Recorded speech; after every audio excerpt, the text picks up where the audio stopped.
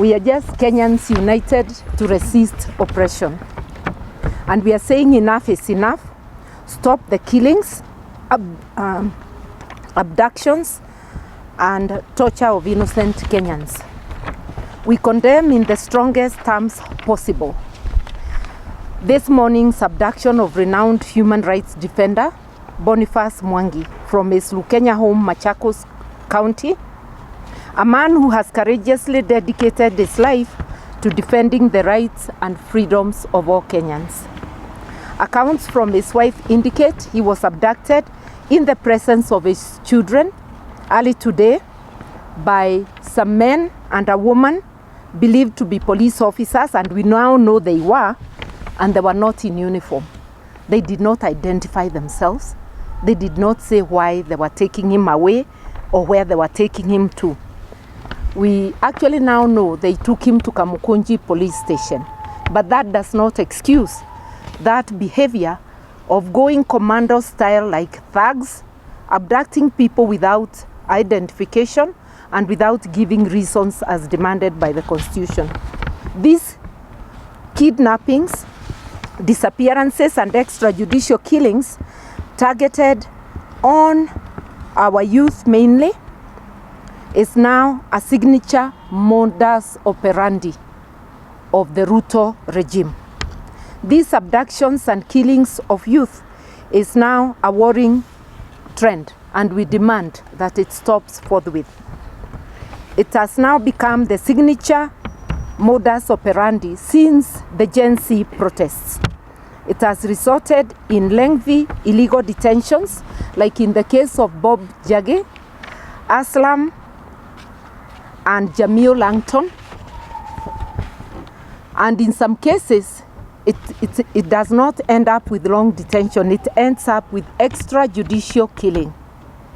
You remember the young university student, Denzel Omondi, who was kidnapped during the Gen Z protests and surfaced in a quarry dead.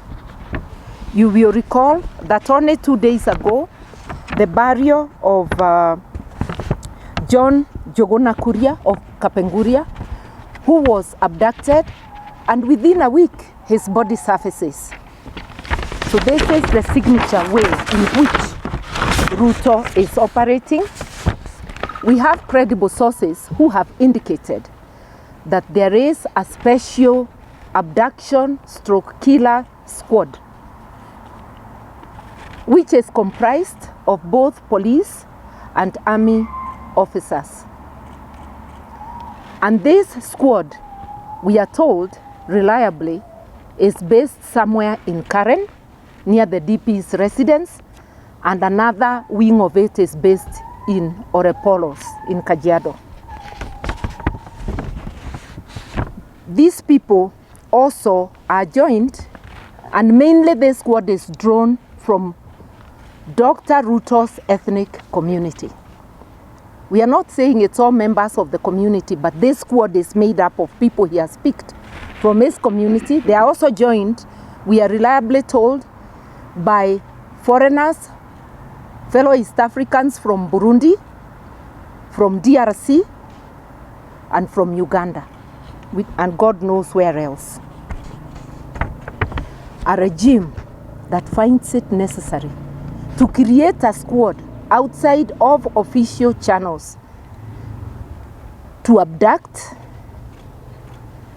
murder, and terrorize citizens is a regime that has lost legitimacy and that should be forced out of power.